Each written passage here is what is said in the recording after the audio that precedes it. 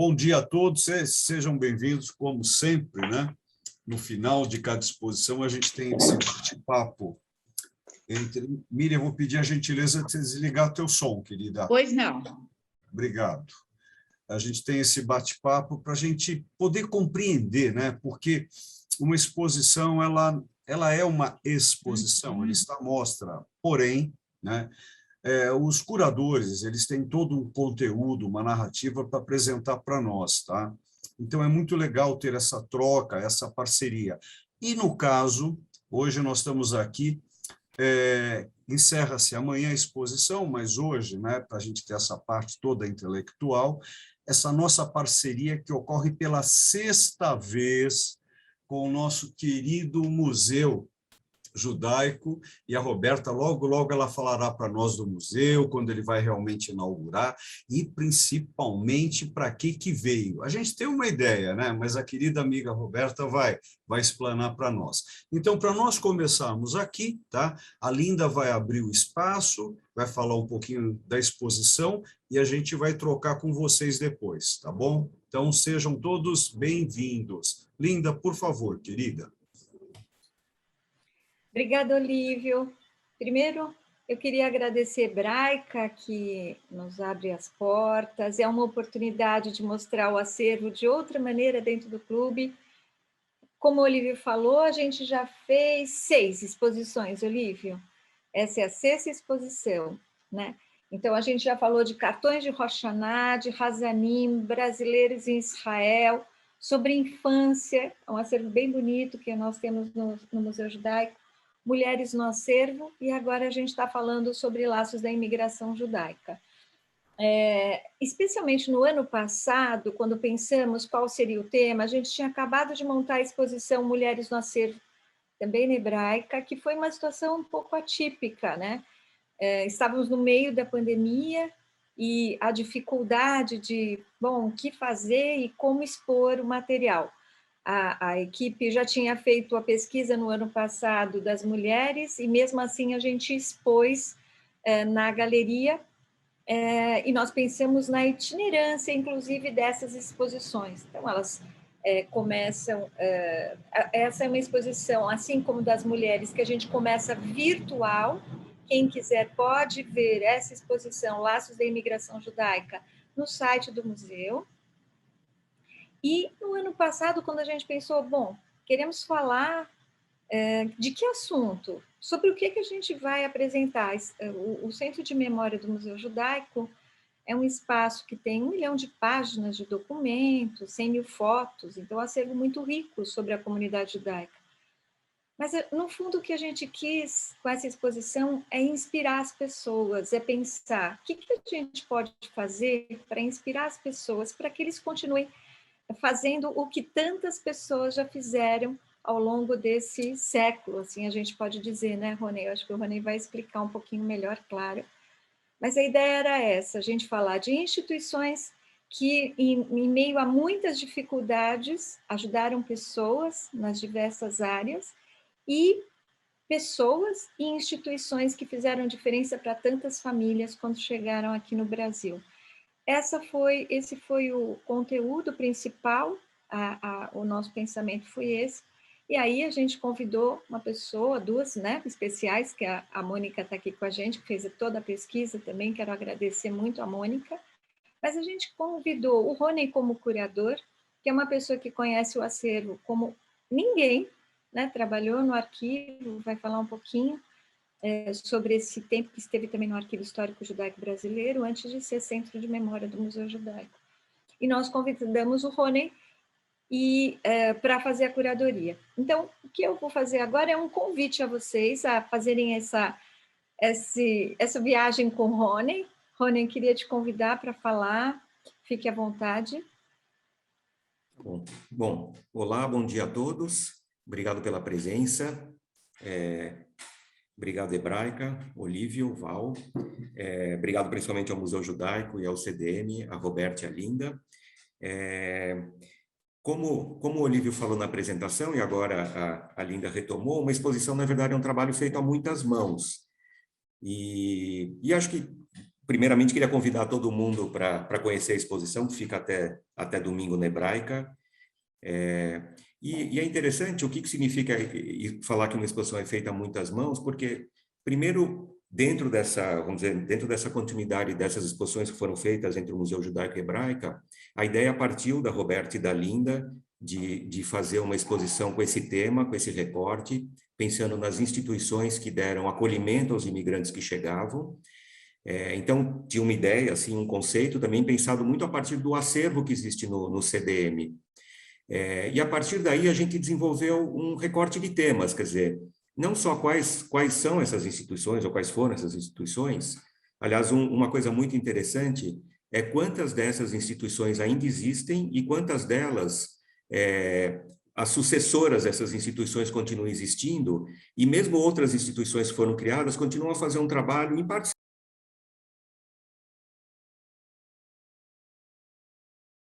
Rony, eu acho que mutou, desculpe. Rony? Rony mutou. Tá. Legal, legal. É interessante pensar como essa história dessas instituições, desse acolhimento, tem pelo menos um século de existência. Claro, a gente não fala mais hoje de imigrantes, mas é uma história que a gente, olhando para ela hoje, para essas instituições e para essas histórias, a gente identifica no presente também muitas dessas linhas de atuação. Então, a partir desses recortes, por exemplo, falar da infância, falar da saúde, falar da terceira idade, instituições fundadas por mulheres, organizações internacionais, escolas. A partir desses recortes, a gente organizou as instituições que fizeram um trabalho, ou, vamos dizer, cujo eixo principal do trabalho estava dentro desses recortes, porque muitas delas trabalhavam em várias áreas. E isso também foi feito muito pensando no próprio acervo do CDM. E aí a pesquisa feita também pela Mônica, que está aqui, e essa pesquisa ela tinha duas faces. Uma face era, vamos dizer, do conteúdo, quer dizer, das informações históricas sobre as instituições. E aí o material do CDM é muito precioso, porque a gente tem as coleções de atas, as publicações, boletins, jornais, fotografias, quer dizer, a gente consegue recuperar a história dessas instituições, das diretorias, tudo que a gente imagina, e de outro lado selecionar a iconografia também, né? Quer dizer, que imagens, fotografias, facsímiles e documentos a gente selecionaria para mostrar a cara dessas instituições. Além disso, a gente fez uma seleção de depoimentos também do acervo de história oral que existe no CDM, no museu, para contar histórias de pessoas, enfim, obviamente pessoas reais que ou foram diretores, diretoras, voluntários, voluntárias dessas instituições, ou foram os assistidos delas. E esses depoimentos, eles encaixam com essa história, vamos chamar assim, mais factual, mais objetiva das instituições. Depois ainda teve uma fase de digitalização do material. Claro que esse material passou por muita edição, muita discussão, depois até interessante, o próprio título da exposição foi muito conversado para a gente chegar nele, até depois se a Linda e a Roberta quiserem falar, acho que é uma história interessante, como é que se chega nesse título, o que ele significa. E depois teve todo o processo de criação do design, feito pelo Renato e Marcelo Dazol, que também é um outro processo interessante, quer dizer, como é que a exposição vai ganhando uma cara, mas a cara da exposição não é só a fachada dela, né? Quer dizer, ela interfere no conceito da exposição. Enfim, se a gente mostra mais os textos, as imagens, os depoimentos, se a parte factual, o design ele participa da criação do próprio conceito da exposição.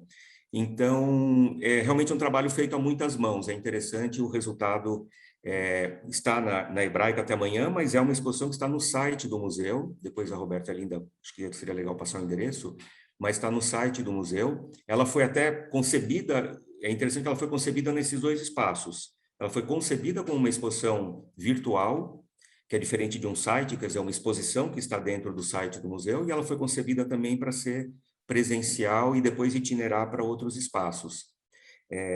Bom, eu vou mostrar um pouquinho para vocês, mas assim, 10 minutos, um pouco das imagens e dos temas da exposição, só para vocês verem um pouco do que a gente está falando, e depois a Roberta vai falar também, e depois o Olívio, e a gente acho que pode conversar um pouco em torno do material, mas também em torno do que é o projeto da exposição.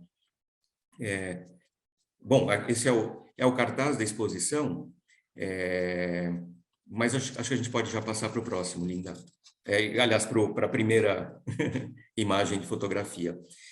O primeiro módulo da exposição, que chama Acolhendo os Imigrantes, ele destaca principalmente duas instituições. Hoje, nenhuma das duas existe, mas as duas têm uma continuidade no presente, eu já vou falar disso. A primeira é a ESRA, que nasceu como Sociedade Beneficente Amigo dos Pobres, fundada em 1915. Eu disse que ela tem continuidade porque ela foi uma das instituições que deu origem ao UNIBS na década de 70. Então, é interessante que, mas com outras funções. Basicamente, nessa época, que é quando começou, vamos dizer, a chegar uma imigração mais adensada para São Paulo, principalmente da Europa Oriental e um pouco depois do Oriente Médio, a ESRA, ela cuidava de tudo. Muitas vezes, quando a gente pensa na imigração, a gente pensa no indivíduo, no imigrante, homem, mulher, adulto, criança, pessoas idosas. A gente, às vezes, tem até a tendência a pensar assim numa espécie de aventura pessoal, né? Quer dizer, o imigrante, porque são as histórias que a gente ouve dos nossos pais, avós, bisavós. Mas é interessante pensar... Mutou de novo, Rony. Está entrando pessoas e elas estão liberando o áudio. Desculpa. Obrigado. Neutralizar aqui. Pode ir? Pode, Rony, pode, Tá. Rony. Então, é interessante pensar como essas histórias individuais de imigração, elas estavam, na verdade, embasadas, lastreadas por um conjunto muito grande de instituições, aqui a gente selecionou 20 delas, que cuidavam de tudo. Quer dizer, para uma pessoa sair do seu lugar de origem, seja na Europa Oriental, seja no Oriente Médio, ou depois na Europa Central, ela precisava de documentação, ela precisava de passaporte, ela precisava de um bilhete de viagem que não era barato, e ela chegava no porto, no caso aqui no Porto de Santos, em muitos casos, ou talvez na maioria, ela era recebida por um representante de uma instituição ou por um conterrâneo, um parente. Depois essa pessoa ia para uma rede de pensões que existiam, por exemplo, no Bom Retiro. Ela tinha que receber alimentação, depois tinha o ensino do português, depois alguém tinha que cuidar das crianças, seja numa instituição onde as crianças ficassem internas ou passassem o dia, depois tinha a escola, enfim, depois tinha as questões de saúde, quer dizer, tudo que a gente pensa que são as questões do nosso dia a dia hoje, os imigrantes também enfrentavam isso, e muitas vezes eles chegavam sem nada, quer dizer, principalmente os imigrantes da Europa Oriental. Então, essas instituições, elas davam todo esse apoio. No caso da ESRA, ela cuidava de tudo ao mesmo tempo. E a parte legal, e daí eu separei um carimbo, representando, vamos dizer, essa parte mais formal da documentação, a parte legal era fundamental, porque a legislação de imigração era muito ambígua. Então, não era assim, e até hoje, na verdade, tem muitas questões em relação a isso. Não é que o imigrante chegava e ele era legalizado e ele podia trabalhar. Tinha todo um processo de legalizado, a documentação para que ele pudesse ficar. Isso era um labirinto de questões e desafios que a ESRA resolvia contratando advogados. Então, essa é a ESRA, foi uma instituição muito importante. Até o surgimento da Federação Israelita, lá nos anos 40, ela cuidava de boa parte dos assuntos da comunidade. Aqui a gente vê exemplos de acervo que existe no CDM em relação à ESRA, por exemplo, os registros das pessoas que entravam no Porto de Santos. A gente conhece esse tipo de documentação, quem conhece o Museu da Imigração, na Moca, já viu esse tipo de livro, a ESRA fazia esse registro, com o nome, de onde veio, profissão, e uma série de outras coisas. O CDM tem esse livro original desse controle de entrada, de registro de entrada, né? O próximo documento, Linda, é um livro de cartas de chamada, que o CDM tem também, que era um documento exigido pela legislação brasileira, que um parente no Brasil formalmente, entre aspas, chamava o imigrante que queria vir. Era uma espécie de garantia de que esse imigrante chegasse aqui e alguém seria responsável por ele.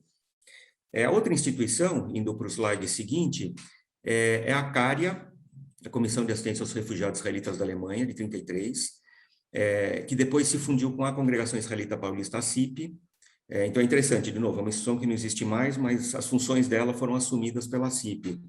E ela fazia tudo isso que eu estou contando em relação à ESRA, ela fazia para a imigração alemã, refugiada do nazismo, que começou a chegar a São Paulo a partir de 1933. Eram milhares de imigrantes refugiados, que precisavam também de cuidados e apoios em todos os aspectos da sua vida. Essa foto é uma foto muito interessante, que é o Rabino Pincus dando aula de hebraico com o retrato para uma classe nos anos 30, dando aula de hebraico com o retrato do Getúlio Vargas na parede. Então, aqui a gente tem todos os elementos assim interessantes também da história e do contexto político brasileiro da época. No slide seguinte, uma outra dimensão dessas entidades, que é o auxílio às crianças.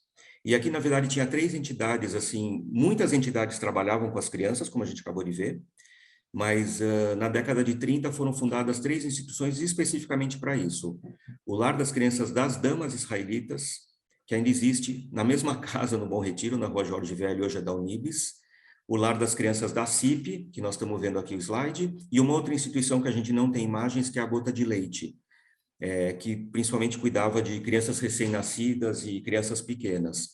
É interessante que a gente tem a dimensão, pelo número de entidades, da necessidade dos imigrantes, da pobreza, das dificuldades, das condições em que os imigrantes chegavam. Assim, esse número de entidades e de trabalho que era feito dá essa dimensão para a gente do quanto era necessário fazer para receber esses imigrantes. O próximo tema aqui ainda tem uma foto da CIP, mas o próximo tema é uma foto lá das crianças da Congregação Israelita Paulista. O próximo tema, aqui a gente fez um recorte de entidades fundadas e dirigidas por mulheres. Isso é um dado muito interessante da história da imigração judaica. Poucas vezes a gente olha por esse prisma de como as mulheres estiveram fundando entidades desde os anos 10, no caso das damas israelitas, com diferentes recortes. Tem um recorte, vamos dizer, mais tradicional, no caso das damas israelitas, mas no caso da UFIDAS, que é o próximo slide, que é de 1940, já um recorte com um olhar de gênero assim muito interessante na época, porque era uma entidade fundada por mulheres, dirigida por mulheres, mas que atendia mulheres, olhando para as necessidades das mulheres e famílias e crianças do ponto de vista delas. Então, vou dar um exemplo. Por exemplo, uma mulher que quisesse separar e precisasse de meios financeiros para trabalhar ou para fazer qualquer coisa, ela poderia ir até o FIDAS e explicar isso. Possivelmente, se ela fizesse o mesmo movimento na ESRA ou numa outra entidade dirigida por homens, essa entidade diria para elas acertar o casamento dela. E a UFIDAS jamais diria isso. A UFIDAS ajudaria a mulher a ter uma vida autônoma, independente, e a pensar as questões da família e das crianças do ponto de vista da mulher. A UFIDAS deu diretamente origem à Unibis na década de 70. E é interessante que a Unibis, até recentemente, só tinha tido presidentas ou presidentes mulheres. Então, é uma tradição que ficou desde os anos 40. Deixa eu só ver o nosso horário aqui. Tá bom. Bom, aqui tem um carimbo da UFIDAS, comemorativo dos 60 anos. Ela estava ativa ainda, exatamente, isso é na véspera da UFIDAS se tornar Unibis, junto com a ESRA e a Policlínica. O próximo tema, a gente destacou também o trabalho das organizações internacionais de apoio à imigração, a refugiados, dos Estados Unidos, da Alemanha, da Inglaterra. No caso da ICA, ela era uma entidade, vamos dizer, mais inglesa, mas, enfim, tinha dirigentes também de outros países. E a ICA foi uma entidade muito importante, como o Joint também, pensando naquele aspecto de como é que os imigrantes saíam da Europa Oriental, do Oriente Médio, depois da Europa Central, para chegar aqui. O apoio à saída deles, e no caso da ICA, ela foi o projeto das colônias agrícolas no Rio Grande do Sul, a partir de 1904, Philipson e outras, foi promovido pela ICA, que promovia a imigração e organizava colônias agrícolas. Isso foi um capítulo, assim, diferente da história da imigração judaica para cá, que foi uma imigração agrícola, muito parecido com as outras imigrações que a gente teve, de imigrantes italianos, poloneses, lituanos, que fundavam colônias agrícolas em acordos com governos do Estado. E aqui a gente vê uma foto, assim, muito bonita de uma colônia agrícola da ICA no Sul, com esse aspecto, assim, bem rural mesmo. O próximo slide destaca o Joint, que é uma entidade da Primeira Guerra Mundial, que também teve uma atuação forte aqui. Por exemplo, o Lar das Crianças da CIP foi praticamente financiado pelo Joint, ele atuava muito forte. É interessante quando a gente pensa nessa articulação, né, das entidades locais, com essas entidades internacionais, as conversas, os acordos, os financiamentos, como é que isso se resolvia assim, entre entidades. Acho que a gente pode ver o próximo, Linda. Eu vou mostrar esse, e depois acho que a gente faz uma pausa para a Roberta vai falar e para a gente conversar. Aqui, a gente selecionou instituições que cuidavam da saúde. E uma delas, que é uma instituição que deixou de existir nos anos 60, mas foi muito importante, que era um sanatório da ESRA para tuberculosos em São José dos Campos. Foi um gigantesco empreendimento da comunidade judaica, dada a gravidade da doença, o número de mortes que ela causava na época. E esse hospital, para vocês terem ideia, chegou a ter 120 leitos. Era uma coisa grande. E a gente aqui tem uma cena muito bonita, que é não sei o nome técnico, mas enfim, uma espécie de terraço, porque não havia tratamento de antibióticos até os anos 40, quando eles foram descobertos. Então, basicamente o tratamento nessa época era repouso, ar puro, por isso São José dos Campos e Campos do Jordão, muito repouso, banhos de sol, descanso. Então, aqui a gente tem uma cena bonita dessas espreguiçadeiras e dessas janelas onde o sol entrava para as pessoas tomarem esses banhos de sol. No próximo slide, a gente vai ver uma documentação interessante do CDM. Tudo isso que eu estou mostrando para vocês é uma documentação do CDM do Museu Judaico, está tudo lá. As histórias estão baseadas em documentos de lá e as imagens são de lá.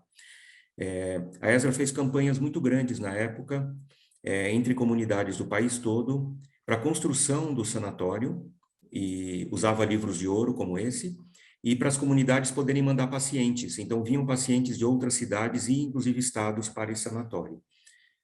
O próximo slide uma outra entidade, que é a Policlínica, fundada em 29, que era um sanatório, um ambulatório médico, o que seria hoje, assim, o que seria hoje o atendimento primário do SUS, quer dizer, especialidades, atendimentos básicos, pequenos curativos, enfim, tudo isso já era feito nos anos 20. Eu acho que... Qual é o próximo slide, Linda? Tá. Eu acho que a gente... o próximo slide é a educação, que é um outro capítulo importante. Aqui tem uma foto do Renascença, de 22, que é a primeira escola da comunidade judaica em São Paulo, que ensinava também o ensino oficial, quer dizer, tinha as matérias regulares, português, matemática, além da parte judaica, e que foi fundamental para as crianças imigrantes. Eu acho que a gente faz uma pausa, a Roberta fala do Museu Judaico, e depois a gente pode conversar um pouco mais. É um monte de informação, desculpa, mas era só para dar, assim, um pouco das imagens e das histórias dessa exposição, que vocês podem visitar até amanhã ou depois no site do museu. E eu acho que é legal só destacar a riqueza desse material, no sentido de quantas histórias ele pode contar para a gente, esse material, quer dizer, quantas exposições dá para fazer, histórias, pesquisas, e o quanto é importante esse material estar guardado, mas ele não está só guardado no CDM do Museu Judaico, né? Ele está catalogado, arquivado, conservado, acondicionado, quer dizer, tudo isso é um trabalho institucional gigantesco, que é muito importante para que a gente possa contar histórias como essa e ter essa história preservada. Mas, obrigado, eu vou passar para a Roberta, depois a gente conversa mais. Rony, obrigada, muito boa a tua exposição, falou tudo que eu gostaria de ter falado. Agradecer o Val e o Olívio, agradecer a Hebraica, agradecer a Linda pela parceria e as nossas voluntárias super dedicadas e queridas que estão aqui assistindo. Um convite nosso para alguma coisa, nossas voluntárias sempre estão juntas. Obrigado por estarem conosco.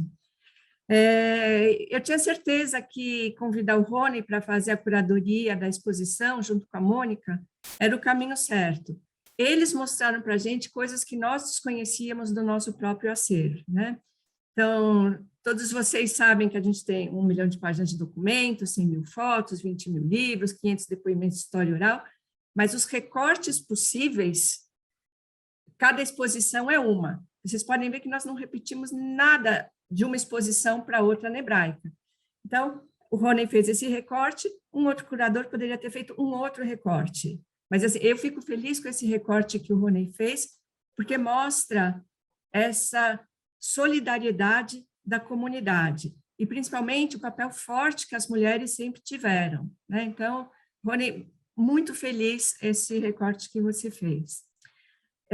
Sobre o museu, né, que todo mundo quer saber. Hanukkah está aí, nós vamos inaugurar em Hanukkah. Nós vamos, para cada dia da semana, acender uma vela e convidar um público diferente para participar. A gente pensou nisso por causa da pandemia, então vamos pulverizar as aberturas, as inaugurações. Todo mundo vai ser convidado em algum momento. Se não for assim que abrir, estarei lá para receber vocês também. E a gente vai abrir o térreo com as festas do ciclo da vida, o primeiro subsolo, presença judaica no Brasil. No mezanino, que é onde a gente usa bastante o acervo do Centro de Memória, nós vamos estar com uma exposição sobre Inquisição, cuja curadora é a Daniela Levi, que era discípula da Anita Novinsky, né, que é um material que nós estamos recebendo no nosso acervo. Então, a gente já faz uma primeira homenagem para a professora Anita com essa exposição da Inquisição. E no segundo subsolo, nós vamos ter uma exposição de artes chamada Da Letra à Palavra, porque a letra e a palavra são muito caras no judaísmo. Então, nós convidamos 30 artistas plásticos, onde cada um mostra como trabalha com essa questão do ponto de vista artístico. Então, foram convidados artistas homens, mulheres, indígenas, negros, para mostrar como usam a palavra. E aí, nomes famosos, como Beatriz Milhazes, Arnaldo Antunes, Arthur Bispo do Rosário, uma exposição que vocês vão também curtir muito. O nosso educativo já está sendo montado, a gente logo vai começar a constituir o nosso voluntariado para o museu, a Linda vai cuidar do primeiro momento do voluntariado. Acho que todo mundo conhece já o projeto, né, que no antigo Templo Betel, que nós anexamos um prédio de vidro para mostrar, fomos uma sinagoga, hoje somos um museu, então o antigo e o contemporâneo convivendo. Ontem eu pude ver a maquete que nós estamos fazendo, vocês vão adorar a maquete tátil, todo mundo vai poder tocar, o museu vai ter acessibilidade para todos os públicos, então tudo foi pensado com muito carinho. Também agora vou fazer igual o Rony, deixar aberto para perguntas, e obrigado por estarem aqui hoje conosco.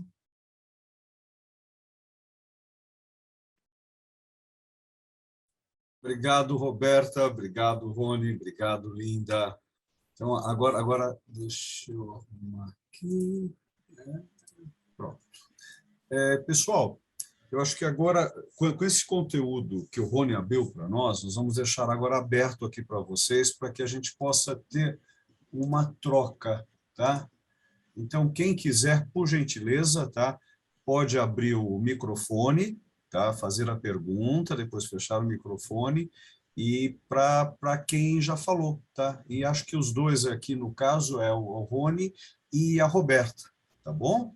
Fiquem à vontade. Alguém já tem alguma pergunta em mente? Opa, a Teia. Teia, por gentileza.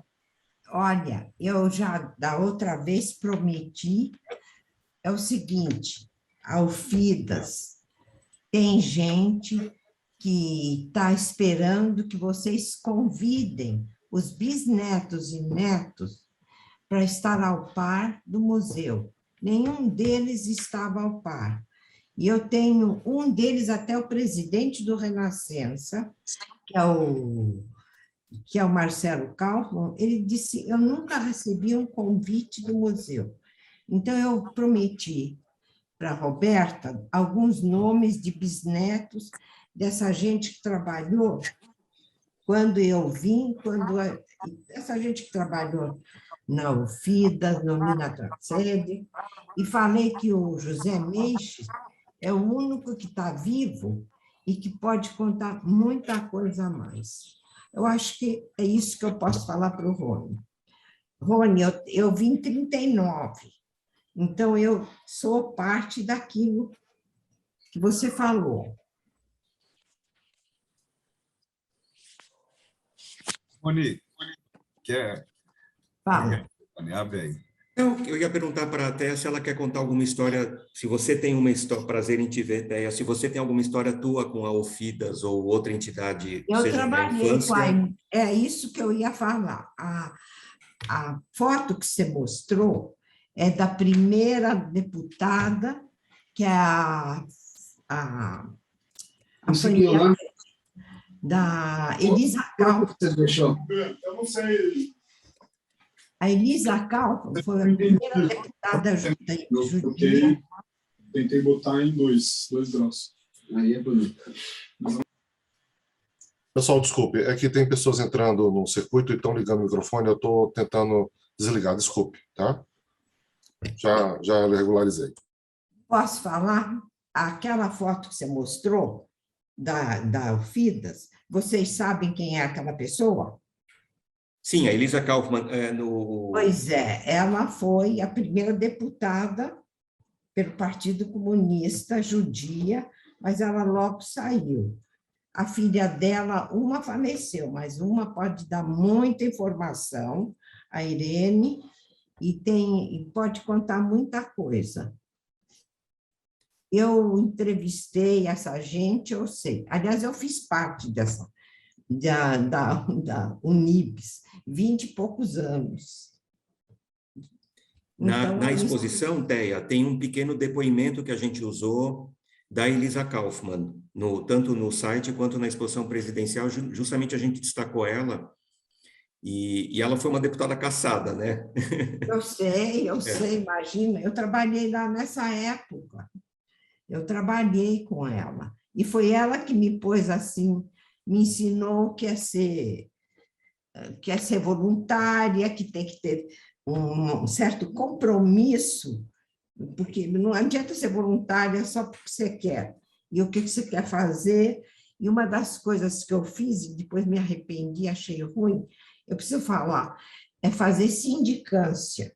Ela mandava olhar as casas, principalmente quando vieram os egípcios, e ela dizia, se tem piano e tem cortina, não pode ser ajudada, tem que deixar para a gente mais pobre. Por incrível que pareça, isso foi muito importante também na minha vida. Que critério interessante, Teia. Piano e cortina, a pessoa deixava de ser auxiliada? Não é deixava de ser, porque é assim, eu fazia sindicância, porque eu me formei em sociologia, e eu não achava emprego nem nada, e depois eu resolvi ser voluntária.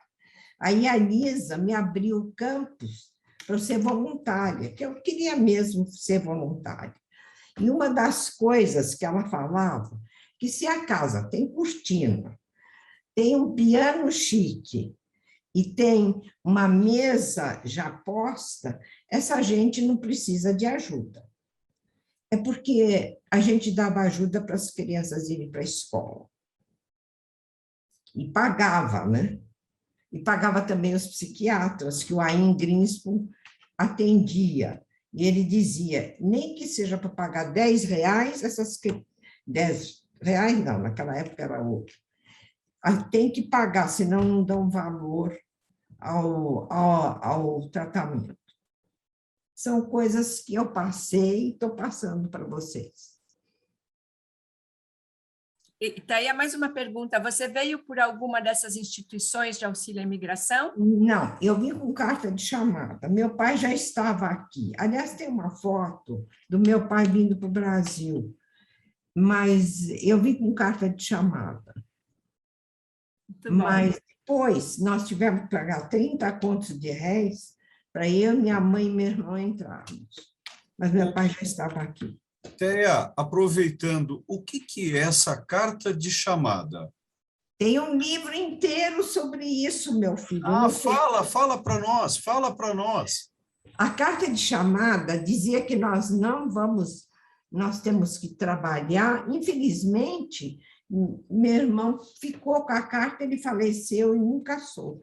Mas era assim, que eu teria um emprego, eu não, a minha mãe teria um emprego, que não precisaria de ajuda, e foi muito difícil para a gente virar brasileiro, quer dizer, para se tornar brasileiro foi muito difícil. Agora, a carta de chamada tem um livro sobre isso, que nós escrevemos. Então, eu sei que era isso, que a gente não dependeria de ninguém, que a gente tinha um emprego. E meu pai tinha, porque ele trabalhava, ele foi um dos primeiros que fez lapidação de brilhantes no Brasil.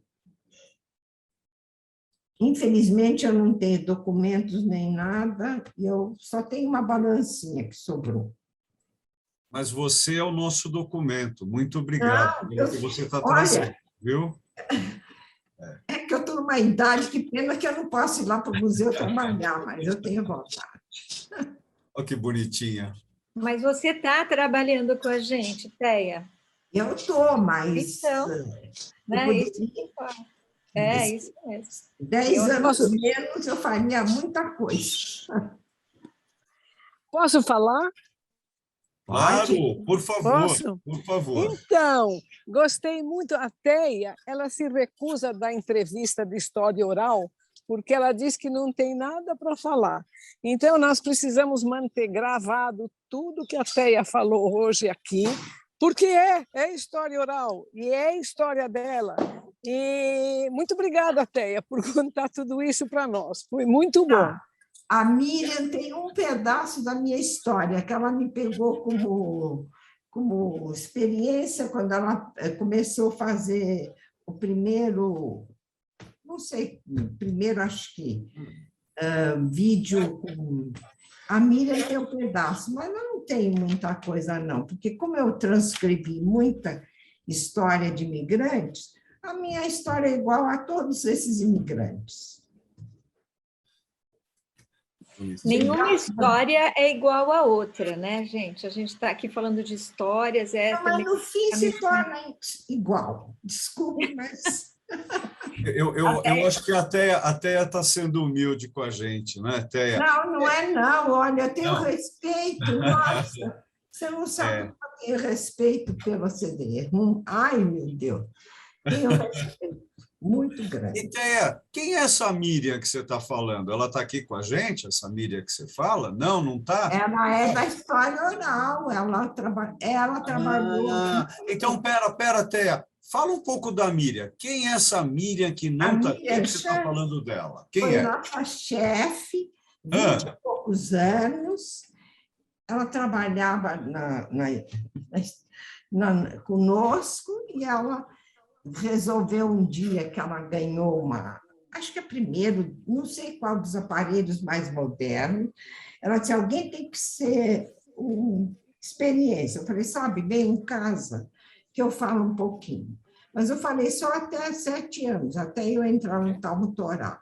Aliás, o Rony falou que tinha uma escola só, que era a Renascença, mas tinha o Talmud Torá também, naquela época. Não, a exposição fala das outras, Teia. Ah, tá bom. Eu interrompi, mas depois tem a sequência. É que eu lembro, né? O que eu lembro. Eu acho que você tinha que ser monitora nessa exposição. Eu não tenho condições, bem que eu gostaria. Como não tem? Tem sim. Poxa, você conhece toda a história da UFIDA. Aquela história antiga. Outras instituições e escolas. Puxa, ia ser bárbaro. Mas amanhã... Aliás, escola, o Marcelo também pode dar muita... Então vamos aproveitar.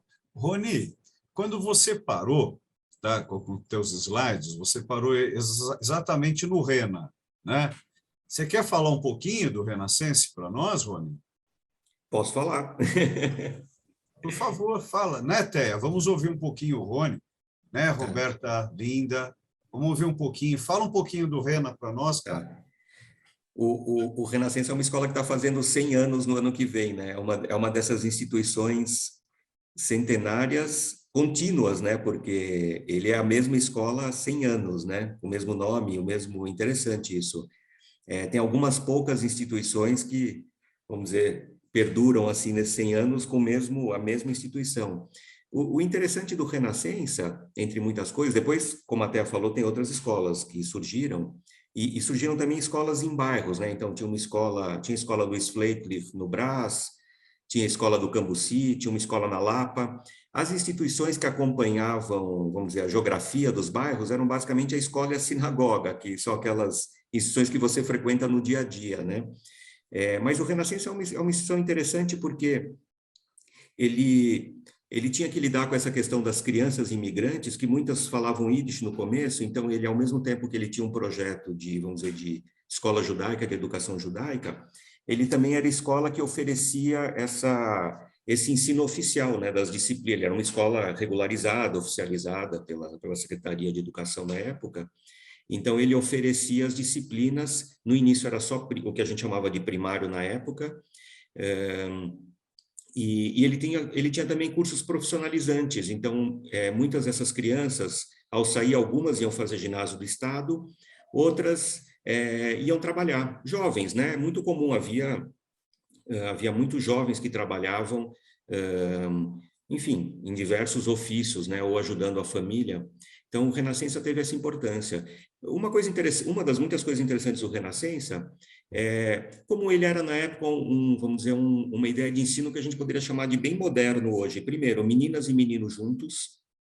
Era uma escola, nesse sentido, mista. As classes eram mistas. E era uma escola que, ao mesmo tempo, ela se integrava a vários mundos da cultura judaica. Ela era uma escola que ensinava hebraico, cultura hebraica, e era sionista, mas, ao mesmo tempo, era uma escola que ensinava Yiddish, a língua, a literatura e a cultura Yiddish, quer dizer, ela se, vamos dizer, tinha uma outra linhagem também ligada a esse judaísmo da Europa Oriental, e era uma escola que tinha toda essa parte de ensino brasileira. Então, é interessante que a gente vê na escola todos esses diferentes, vamos dizer, bagagens culturais e das origens dos imigrantes se juntando ali. E foi a grande escola da comunidade, né? Quer dizer, havia outras escolas, mas a escola, por exemplo, até eu estava falando da imigração egípcia nos anos 50, a escola que recebia, quando havia uma leve importante de imigração, como foi o caso da imigração egípcia, a escola que recebia era o Renascença. Então, por exemplo, nessa época o Renascença abriu uma classe para as crianças e jovens egípcios. Então, você imagina, eles estão chegando do Egito, não falavam português, então foi a escola que deu os primeiros cursos de português, que inseriu essas crianças e jovens. Então, é interessante, são diversos, assim, momentos e décadas da história da comunidade. Rony, Olívio, posso pedir para o Rony também falar um pouquinho, que eu acho que também passou, mas acho importante. Linda, para de perguntar para mim. É claro que pode, minha querida. Eu acho que tem várias coisas interessantes dessa pesquisa. Primeiro, a questão de quais instituições colocar, para não deixar de mencionar todas. A outra também vou pedir para o Rony falar um pouco sobre essa questão dos idosos, porque há até hoje, né, uma instituição que recebeu os idosos. E a outra coisa também que eu queria comentar, porque foi muito interessante, a gente começamos com Brasil de Portas Abertas, esse era o título, porque o Rony pediu para a gente trazer esse assunto e acho que sim, vale a pena. Brasil de Portas Abertas, esse foi o título, o patrocinador achou genial, então vamos fazer o título. O Rony primeiro chegou para mim e falou, Linda, não foi bem assim, nem tudo foi tão fácil, né? O Brasil não esteve todo o momento, em algumas décadas, a gente tem uma restrição muito forte para a entrada de imigrantes. Mesmo assim, a gente começou a fazer o layout, quando fizemos o layout, apresentamos para a diretoria, quando a diretoria viu, realmente tinha foi feita uma apresentação com layout, por sinal, gostei muito, bem bacana, mas tinha um olhar que parecia muito político, e a nossa exposição, ela não tem esse viés político. Em nenhum momento vocês viram aqui, na apresentação do Rony, e quem for ver também, esse olhar político, a gente não queria. Então, por isso que nós tivemos que mudar mudamos esse primeiro layout, mudamos o título, e também a entrada de novos diretores no museu, que também trouxe um outro olhar. Então, por isso foi uma exposição, como o Rony falou, a muitas mãos, muitas ideias, e só contribuiu, né? Estivemos aí essa semana com outras pessoas, o Rony fez também uma apresentação belíssima, mas aí a gente vê a grandiosidade dessa exposição, que mesmo que uma exposição seja virtual ou presencial, mas do que dela a gente pode tirar para o futuro, olhando o passado, mas sempre com uma visão de futuro, né? Então, eu queria só complementar a história da questão do título que o Rony trouxe é realmente muito curioso. Só a gente sabe, né, Rony, quanto até chegar na Hebraica, está tudo bonitinho lá. Mas eu queria que o Rony falasse só dessa outra, esse último módulo que foi dos idosos, que eu acho que a gente passou. Na verdade, a exposição tem 9 módulos, né, Linda? 9 recortes e temas, eu acabei apresentando os primeiros 4. Esse tema da terceira idade, que é a palavra atual, eu acho que uma coisa interessante é quando a gente fala imigrantes e imigração, é a gente pensar que imigrantes eram homens e mulheres, imigrantes eram pessoas de idade, imigrantes eram crianças, eram jovens, e não só para cada um, vamos dizer, para cada uma dessas faixas etárias, e aí a gente pensa também nas origens de cada um, quer dizer, obviamente um imigrante que vem da Síria vem com questões diferentes do imigrante que vem da Polônia, com uma língua diferente, com expectativas diferentes, com um modo de vida original diferente, mas além de entidades que procuravam, vamos dizer, acolher cada uma dessas faixas, é interessante a gente pensar que cada uma desses imigrantes também tinha a sua perspectiva de como ele estava chegando, né? Então, é claro que é diferente um imigrante criança que está chegando num país e tem a vida pela frente, o que ele olha, o que ele vê, o que ele imagina de como vai ser o país, e eu estava falando do Renascença nesse sentido, quer dizer, como é que você projeta o futuro no novo país. É diferente de um imigrante que já tinha muita idade e que chega, então, também, eu acho que uma das coisas interessantes quando a gente pensa nessas instituições, nessas histórias, quantas perspectivas diferentes tem quando a gente começa, aí não é só individualizar cada um, mas pensar nesses diferentes grupos diferentes, né? Pessoas sozinhas, casais, pessoas com família, pessoas sem família, quer dizer, quando a gente pensa na diversidade dos imigrantes, a história fica muito mais rica e complexa, né? E então uma dessas instituições foi na época, quando foi criado, chamado Asilo dos Velhos. Na época, velho era o termo que se usava, se bem que eu acho que é um termo saiu um pouco, hoje foi substituído por outros, mas hoje tem uma entrevista interessantíssima com uma antropóloga na Folha sobre velhofobia, uma pesquisadora de terceira idade e velhice, extremamente interessante, e foi uma instituição muito importante, porque essas pessoas, quando chegavam, por exemplo, com muita idade sozinhas, realmente elas precisavam também de uma instituição de amparo, e aí ela tinha uma diferença, essa instituição de amparo, porque era um amparo permanente, não era um amparo que ia ter... Porque a maior parte das instituições tinha um amparo pontual, regular, mas que em algum momento se extinguiria, né, o amparo. No caso das pessoas de idade, era a única instituição que tinha que ser pensada como a casa definitiva dessas pessoas. Isso gerava muitas questões, né, e uma necessidade de sustentabilidade dessa instituição também, como todas, né. Só fazer um comentário curto, quando a gente olha essas instituições pelo lado da administração delas, é interessante como elas eram sustentadas, claro, por filantropos, pessoas que faziam beneficência, mas muitas das instituições assistenciais tinham centenas de sócios.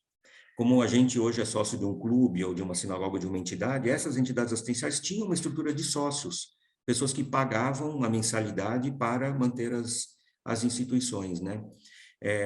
Eu acho que esse, Linda, talvez seja o lado, eu acho que é um dos lados políticos, no bom sentido, dessas entidades e como elas eram maneiras de organizar a comunidade e a sociedade, né? Pensando formas de organizar as pessoas, formas de pensar a comunidade, formas de organizar a comunidade, formas de pensar que todos os membros devem ter igualdade de condições, que eu acho que é um valor muito importante, né?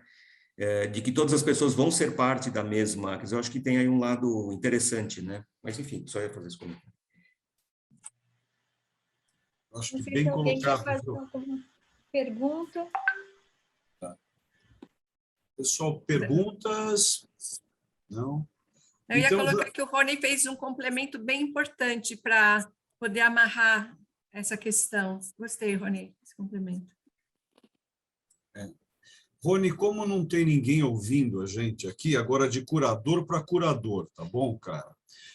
Então, Linda, Roberta e Rony, no momento que vocês estavam alinhavando essa mostra, essa exposição, vocês tinham algo ali que vocês achavam que ia ser muito fácil de montar. opa, isso aqui já está, o caminho está feito, está pronto, nós não vamos ter nenhuma dificuldade. Eu estou adorando a risada da Roberta. Aí, de repente, vocês viram que vocês mexeram no vespeiro e aquilo Sim. não dava para fechar. Qual foi o assunto de vocês três que vocês tiveram a maior dificuldade para fechar e que nós não estamos vendo? Qual que foi? Eu vou colocar o que eu achei, depois eles colocam. O nome da exposição foi o mais difícil e o primeiro logo, o primeiro layout foi o mais difícil. Porque Brasil de portas abertas, num momento complicado como o que nós estamos vivendo. Dizer que o Brasil está de portas abertas, ou mesmo que naquele momento era fácil para o imigrante chegar, foi um primeiro problema. O segundo problema é que o logo era uma porta aberta e uma bandeira do Brasil. Nossa Senhora, isso foi muito difícil, isso foi muito trabalhoso, foi uma longa negociação. Então, para mim, esse é o mais difícil. Eu queria ver a Linda e o Rony, o que eles lembram. Quer falar, Rony? Quer falar primeiro, Linda? Não, eu ia dizer que depois também os laços também. Nós começamos com laços da imigração e que também criou-se uma pequena polêmica. Eu era contra. E eu a favor, tá, gente? Como vocês viram, até que eu me saí bem, né? Porque eu achei que é muito poético, ficou bonito, né? Esse lugar dessa rede, a ideia era essa, né? Mas eu prefiro agora dizer que quando fica pronto, tem todo esse trabalho. Eu acho que o que o Olívio fala é que quando você pensa numa exposição, são tantos detalhes que eles não são os detalhes. Por exemplo, o título da exposição, ele atrai ou não. Vou contar mais uma curiosidade. A gente fez um projeto chamado, que é belíssimo, Brasileiros em Israel, que eu e o Olívio fizemos um diálogo muito bom sobre essa itinerância desse projeto. E olha que interessante, nós chamamos Brasileiros em Israel e ficou na internet. Algumas pessoas me procuraram, uma pessoa que estava fazendo uma pesquisa, que não é da comunidade judaica, mas estava fazendo uma pesquisa sobre brasileiros em Israel, e ela queria muito levar essa exposição para Israel. Me procurou pela internet, ela me encontrou pela internet. Ou seja, o título, ele atrai pessoas, né? Ele não simboliza toda a exposição, mas ele atrai. Então, pensar no título foi um grande desafio, né? E passamos por algumas situações. Mas foi isso. Porém. Bom, gostei muito das respostas da Roberta e da Linda. Eu acho que a gente teve muitas questões, na verdade. Isso a Roberta e a Linda já falaram um pouco. Eu acho que tem uma questão que é não tornar essa uma história idealizada, né? Quer dizer, essa história do título do Bem-vindos e do Laços, né? Não tornar ela uma história assim edulcorada, né? Quer dizer, como uma história... E na verdade, tem muitas questões complexas para pensar em imigração judaica, né? Não é só a questão das restrições durante o período Vargas, as circulares secretas em 36 e 45, mas... É difícil a gente pensar que os imigrantes judeus eram os imigrantes desejáveis ideais, né? Quer dizer, em pequeno número, eles chamaram menos atenção, mas eles, como os imigrantes árabes em geral, não judeus, eles eram um grupo assim, que eles nunca foram um modelo da imigração que o país queria trazer para cá, né? Que se a gente pensa que eram imigrantes europeus, brancos e trabalhadores agrícolas, como italianos, espanhóis, né? Então, assim, nesse contexto das questões de imigração, não tornar a imigração judaica uma coisa assim idealizada, né? Isso acho que é uma questão. E aí tem um tratamento, vamos dizer, mais sóbrio do material, né? Quer dizer, as histórias, se a gente lê as histórias que estão na exposição, ressaltam esse lado do trabalho, do olhar para as necessidades, do que era o trabalho voluntário, do que era manter uma instituição desse porte, do que era a dimensão das necessidades das pessoas. Então, acho que esse tratamento todo que a gente deu, né, o conjunto das pessoas que trabalharam, acho que foi importante. E, Olívio, já que você perguntou, teve a questão do espaço físico, no caso da Hebraica, que foi um trabalho da Zol, do Renato e do Marcelo.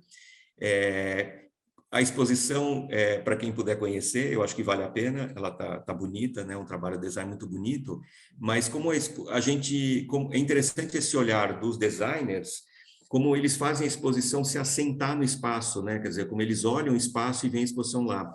Então, o tamanho dos painéis, a disposição dos painéis, isso a Linda trabalhou muito, a Roberta também, com o Azol. As cores, a tipologia do texto, a divisão entre texto e imagem, como eles estão colocados, né? Tem alguns painéis que estão no meio do salão, onde está. Então, isso também foi um trabalho longo e complexo, talvez até desproporcional ao tempo depois que ela ficou, mas, assim, fazer a exposição assentar naquele espaço, ficar bonita, pensar na experiência do visitante, né, como ele vai olhar a exposição. A gente pensou muito se ela tinha que ter necessariamente uma ordem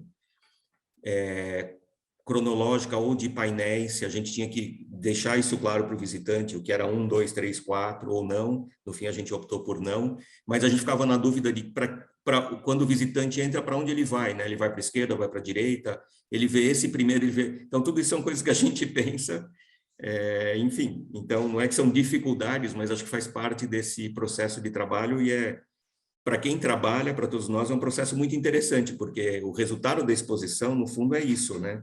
É esse conjunto de olhares, né? Agora, eu acho que vocês três estão colocando uma coisa muito importante, e aí eu acho que eu coloco um erro meu, viu, Roberta? Eu só espero que, com a abertura do museu agora em Hanukkah, a gente continue fazendo juntos as nossas exposições, tá? Sim. Só que eu acho que a gente está com pouco tempo mesmo. O Rony tem razão, sabe? Eu pensei nisso e não tomei uma atitude. Essa exposição ela deveria durar mais tempo e a gente deveria, eu acho que até... eu sei que vocês estão com muita coisa por causa da inauguração do museu. Desculpe o barulho do avião que está passando aqui, tá? Que é o meu primo que está chegando. Mentira. Tá? Então, eu acho que... vamos pensar para o ano que vem, né, Val? Eu acho que a gente fazer, viu, Robertinha? Fazer um pouco mais longa essa exposição e com a abertura do museu, a gente poderá tentar fazer acho que talvez não só um bate-papo, porque a gente tem o bate-papo final, mas criar um simpósio ou um fórum no meio, sabe? E a gente pode pegar a FEFELESH na USP, onde temos também, e a gente representa a Universidade de Haifa, fazer essas ligações maiores. Eu acho que está na hora. Bem, aqui eu estou falando em público, não me matem depois, eu sei que alguém aqui vai me matar depois, mas já fica colocado. Como nós fomos reeleitos no clube, né, Val? A gente vai continuar por mais um ano, né, agora por causa do novo estatuto. Então, ano que vem, eu sugiro, Roberta, que a gente deixe um período maior, onde a gente possa pegar faculdades, universidades judaicas, fazer uma parceria maior, aonde, viu, Rony, a gente pode fazer um fórum, um simpósio, porque eu não sei, eu acho que vocês que estão ouvindo a gente, tá?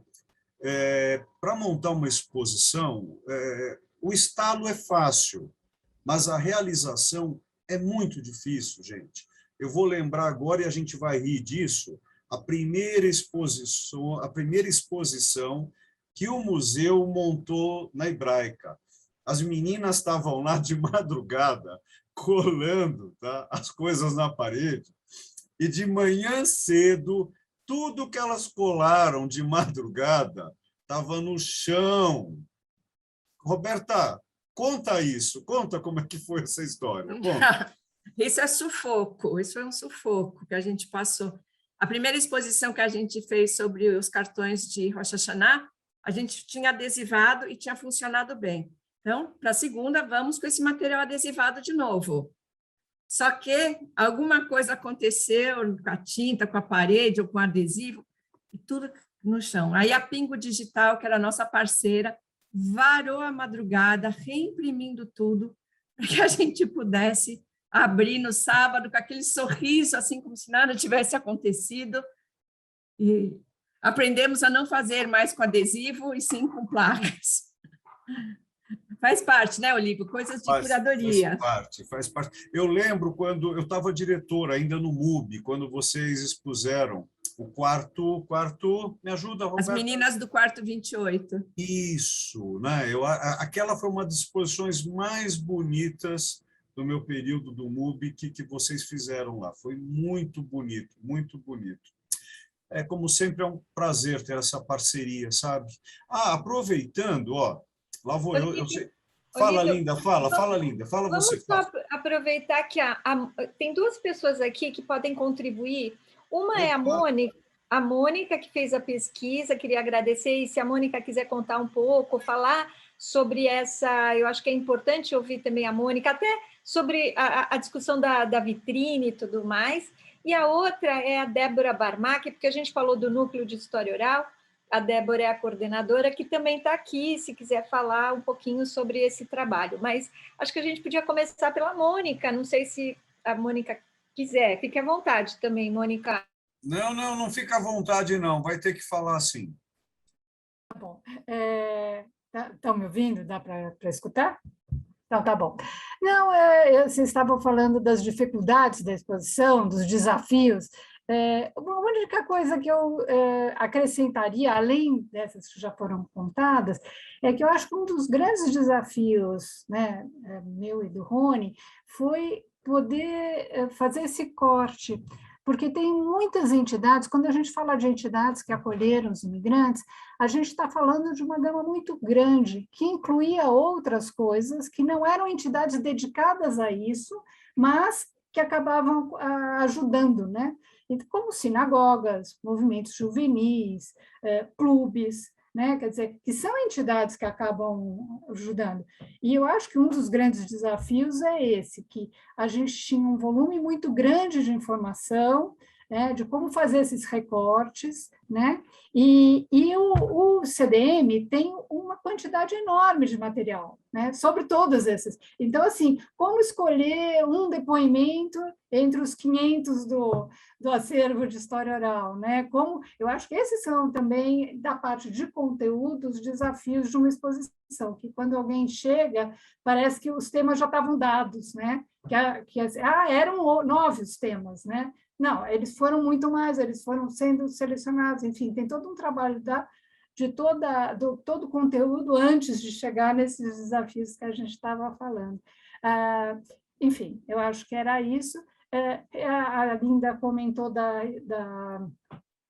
vitrine, essa é uma parte que não está na virtual, é uma pena que a gente está falando, né, que a exposição fica só até amanhã, que é poder mostrar para o visitante parte desses documentos que estão no CDM, né? Então, dele poder ver esses livros, esses documentos, passaportes desses imigrantes, conhecer, por exemplo, tem uma coleção lá desses livros de ouro, então tem livros do Nordeste, do Sul, que são os livros de ouro do sanatório, né? Para construir o sanatório da Ezra. Enfim, é o poder olhar um pouco para esse material e para a riqueza dele, né? Alguns que o Rony foi mostrando, como o livro de registro, por exemplo, de chegada de imigrantes, e tem um volume enorme de informações, de coisas que a gente pode ver, de quem eram esses imigrantes, que idade, que trabalho, o que a Ezra fez para eles, enfim, assim, é uma riqueza muito grande de material, né? E que eu acho que cada uma dessas exposições foi fazendo os recortes, né? Enfim, era isso. Obrigada, Mônica. Linda, você falou de mais alguém, querida. Eu falei da Débora, porque a gente tem aqui a Débora Barmac, que é coordenadora do Núcleo de História Oral, e hoje a gente falou várias vezes da importância também dessa parte do acervo do Centro de Memória. E se a Débora você não tem escolha, você é obrigada a falar. Fala, é obrigada. A gente gosta de se exibir na história oral. Eu estou muito feliz que algumas entrevistas foram selecionadas e houve essa integração interessante, né, das instituições com as histórias de vida. Eu gosto muito disso. Aliás, a exposição está super bacana, vocês estão todos de parabéns. E é isso, a gente cada vez mais está pensando em integrar nos próximos projetos, enfim, o material que existe no CDM, tão vasto, né, como fonte de consulta para os próximos projetos. A gente está exatamente elaborando isso agora, eu com o apoio da Linda, e isso dá muita satisfação, porque ficar escondida não é legal. A história oral, eu acho que tem que ser mostrada, a gente tem produzido muita coisa bacana, as veteranas há 30 anos, né, com o projeto Imigração, fizeram mais de 450 entrevistas e a gente continuou agora durante a pandemia, né, com projetos online, até em tempo real, né, o projeto Pandemia, que foi o primeiro projeto em tempo real do Núcleo de História Oral. E é isso, quanto mais a gente puder dividir, compartilhar a riqueza que a gente tem, eu acho que é melhor para todos, né? Fico bem contente que essas entrevistas tenham sido selecionadas.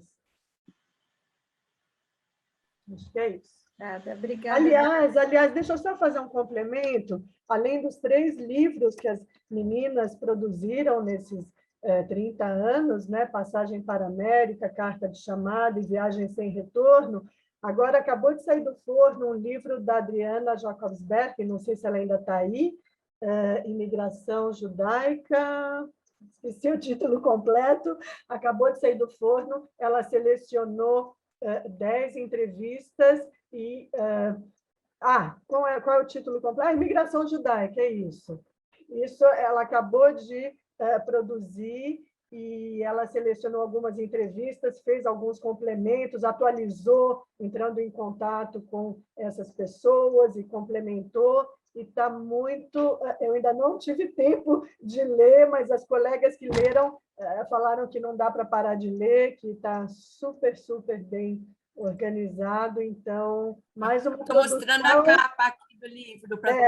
Mais uma produção que a gente quer exibir, quer mostrar, quer dividir. Parabéns para a Adriana, nossa colega querida. Eu acho que parabéns para todos vocês. É isso, viu, gente?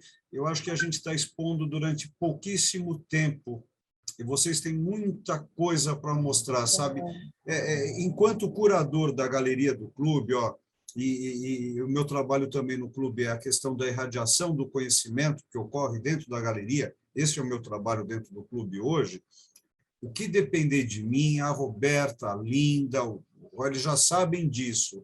Eu acho que realmente a gente está expondo pouco tempo o museu e a gente tem que se debruçar mais sobre isso e vai ser muito legal o museu agora abrir as suas portas, apesar das portas já estarem abertas há bastante tempo, né? Isso é o legal. Ele vai estar aberto, acho que mais... Eu não sei que portas vocês vão estar abrindo agora, tá? Mas eu acho que já está aberto há bastante tempo e está funcionando há muito tempo, né? Eu agora acho que pergunto, alguém mais tem uma pergunta? Porque, Linda, teu maridão já chegou em casa e já está no sofá dele dormindo lá. Não sei se você já... Olha a cara dele dormindo lá, tá? Já está em casa, viu? Então está na hora de fazer o almoço lá para ele, lá a cara do cara. Linda, estou brincando, hein? Celso, não bate nela, tá? Gente, alguma pergunta a mais? Só dizer que vocês são maravilhosos e obrigado por tudo isso. Eu acho que eu vou inverter, eu vou rebater isso para você. Você é maravilhosa, Teia. Você, muito obrigado. Não, olha, para mim foi emocionante. Para você, muito... para nós aqui, viu, minha querida? É sempre um prazer essa parceria. É isso, gente? Hein? Olha, uma salva de palmas para o museu. Eu quero que Hanukkah realmente ilumine mais ainda essas portas que já estão abertas e que essas portas não existam, que sempre fique aberto esse caminho. Parabéns, parabéns para vocês e as nossas portas estarão sempre abertas para vocês. Digo em nome do que eu posso falar do nosso clube Hebraica, tá? Serão sempre... Obrigada, Lívio. É um prazer ter vocês como parceiros. Obrigado a todos que estiveram aqui, em especial Linda, Rony, Mônica, nossos queridos voluntários, Val, que segurou as pontas aqui. Obrigado para todo mundo. Obrigado para todos, obrigado, parabéns pelo trabalho e obrigado e faço as palavras da Roberta as minhas, obrigado por vocês estarem aqui aturando a gente que mexe com isso, tá? Tá bom, obrigado a todos também, bom domingo